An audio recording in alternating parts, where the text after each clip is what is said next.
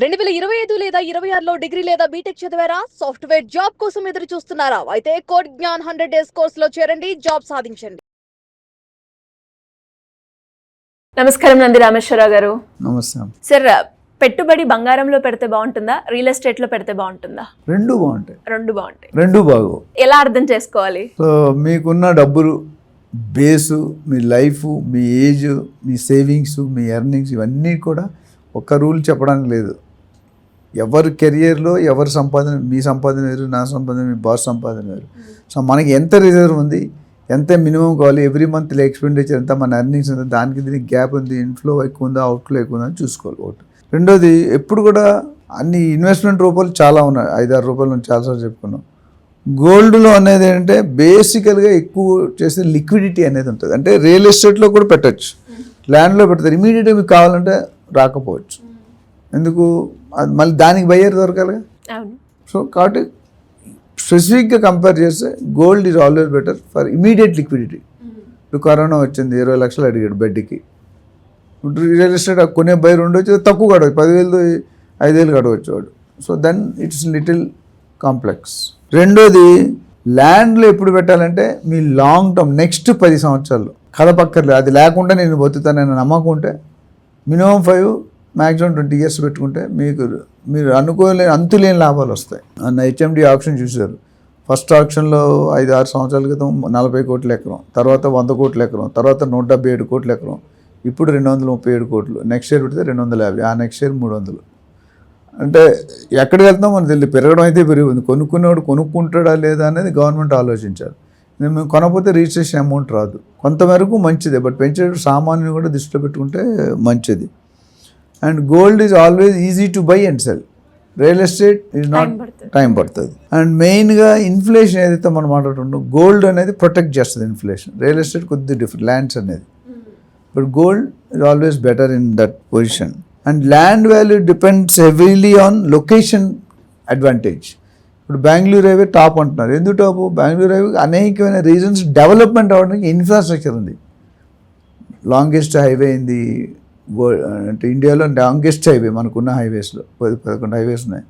రెండోది, భారతదేశాన్ని 2 భాగాలుగా విభజించేది బెంగళూరు హైవే.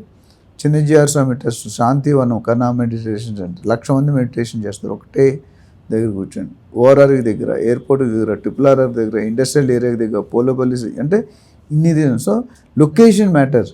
నువ్వు ఎక్కడో తీసుకెళ్ళి బోడుపల్లోనో ఇంకెక్కడ యాదగిరి పడితే అంత డెవలప్మెంట్ లేదు. సో ఆ రిస్క్ అనేది మనకి ఆల్వేస్ ఉంటుంది.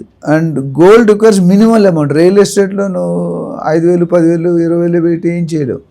గోల్డ్లో తక్కువ అమౌంట్ అంటే తక్కువ కొనుక్కుంటావు. ఇప్పుడు ETFs కూడా వచ్చాయి. సో గోల్డ్ అనేది ఏంటంటే it is available right from 10,000 rupees to 10 lakhs to 10 crores. But real estate 10,000కి 10 లక్షలకి ఏం రావట్లేదు. ఎక్కడో దూరంగా వెళ్ళిపోతే 100 కిలోమీటర్ 10 లక్షలకు 20 లక్షలు ప్లాట్ దొరుకుతుంది. సో అది అందుకే ఫస్ట్లో మీకు ఏం చెప్పండి, మీకున్న ఆప్షన్ని బట్టి మీరు చూస్ చేసుకోండి. మీకు ఏముంది, ఎంత రిజర్వ్ ఉంది. అప్పులు చేసుకొని కొనుక్కోవడం 1 or 2 extent, మిగతా ఎక్స్టెంట్లో పనిచేయదు. కొంతమంది మేమే చెప్తాం, రియల్ ఎస్టేట్ లోన్ తీసుకొని భూమి కొనండి అని చెప్తాం. ఎందుకంటే మనం కట్టే ఇంట్రెస్ట్ రేట్ కంటే మనకు వచ్చే రిటర్న్స్ ఎక్కువ. ఇప్పుడు ఇందా చెప్పి మనం డబుల్ అవ్వాలంటే గోల్డ్లో అదే బ్యాంక్ రేట్ FD పెట్టుకున్నాం 13-14 సంవత్సరాలకైతే కానీ డబుల్ అవ్వదు. రియల్ ఎస్టేట్ పెడితే 4-5 సంవత్సరాలు డబుల్ అవుతుంది. సో ఆ సందర్భంలో మీ వయసు, మీకు 60 అయితే మీకు లోన్ ఇయ్యరు, 30 అయితే లోన్ ఇస్తారు మీకు, మీ హస్బెండ్కి. పెద్దలు అయితే పిల్లల పేర్లు వాడుకోవాలి. So it depends upon those. And gold కానీ రియల్ ఎస్టేట్కి మెయింటెనెన్స్ కావాలి. గోల్డ్ అనేది మెయింటెనెన్స్ ఉండదు, ఒకసారి కొని పడేయడం. అది నిద్రపోతున్నాడు కూడా రియల్ ఎస్టేట్ కానీ గోల్డ్ కానీ ఆస్తులు రెట్టింపోతాయి. స్టాక్ మార్కెట్ చెప్పలేం, మిగతా కూడా అంత లిమిటేషన్ ఉంది. 8%, 10%. ఒక ఇల్లు కొనుక్కొని రెంట్కి ఇచ్చుకుంటే 2 to 3% వస్తుంది. కమర్షియల్ ఆఫీస్ ఇలాంటి బిల్డింగ్ ఇచ్చుకుంటే 6 to 8%. కానీ ఇక్కడ 20-23 సంవత్సరాలు డబుల్ అయిన దాఖలాలు చాలా ఉన్నాయి కేసీఆర్ గారి హయాంలో. ఇప్పుడు కూడా కంటిన్యూ అవుతుంది. సో అదొక ఇంపార్టెంట్ పాయింట్. అండ్ గోల్డ్ అనేది ముఖ్యంగా నేను చెప్పినట్టు it is very good for emergency. మీకు డబ్బులు కావాలి, మీ అమ్మాయి పెళ్ళి కట్నం అంటే కుదిరింది పెళ్ళి, ఇమీడియట్గా 2 కోట్లు కావాలి, మీరు గోల్డ్లో పెట్టుకున్నారు, ఇవి లేవుగానే అలా వచ్చేస్తాయి కొంత పర్సంటేజ్. కానీ రియల్ ఎస్టేట్ అట్లా కాదు. గోల్డ్ కంటే లాభం ఎక్కువ ఉంటుంది, బట్ టైం కన్జ్యూమ్. ఆ టైం వల్ల మీకు ఇది. And land is ideal for long term. Short term అయితే ల్యాండ్ కొనొద్దు, అంటే డోంట్ గో ఫర్ ల్యాండ్. ఎందుకంటే 1-2 ఇయర్స్లో, ఎందుకంటే చాలామంది అడిగారు ఇప్పుడు గేటెడ్ కమ్యూనిటీ అంటాం. గేటెడ్ కమ్యూనిటీ ఏంటి? చాలామంది కాంపౌండ్ గేట్ వాల్ కట్టేసి గేటెడ్. అది గేటెడ్ కాదు. గేటెడ్ అంటే amenities, swimming pool, club house, jogging track, cycle track, అవన్నీ కూడా స్టాండర్డ్స్ అవి ఉంటేనే. ఇప్పుడు అది చాలామంది బిల్డర్స్ డబ్బులు కలెక్ట్ చేసుకొని 80% కంప్లీట్ చేస్తున్నారు. ఆ మిగతా 10-20% వదిలేస్తారు. ఇప్పుడు పెళ్లి కూతురు కానీ పెళ్లి కొడుకు కానీ ముస్తాబ్ అయితే వాల్యూ ఎక్కువ ఉంటుంది. రాష్ట్రీయ తీసుకుంటే అంత వాల్యుయేషన్ ఉంటుంది. అంతేనా? గేటెడ్ కమ్యూనిటీ కూడా మొత్తం గ్రీనరీ కమ్యూనిటీ అయితే వాల్యూ వస్తుంది. లేకపోతే మీరు కొనుక్కునే వాల్యూ కూడా రాదు. ఇది చాలామంది తెలుసుకోండి. నేను చాలా videos, very important point.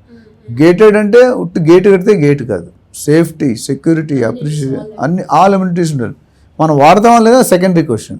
And me risk reduce చేసుకోవాలంటే డిస్ట్రిబ్యూట్, అంటే కొంత ల్యాండ్, కొంత గోల్డ్, కొంత సిల్వరు, కొంత షేర్ మార్కెట్, కొంత.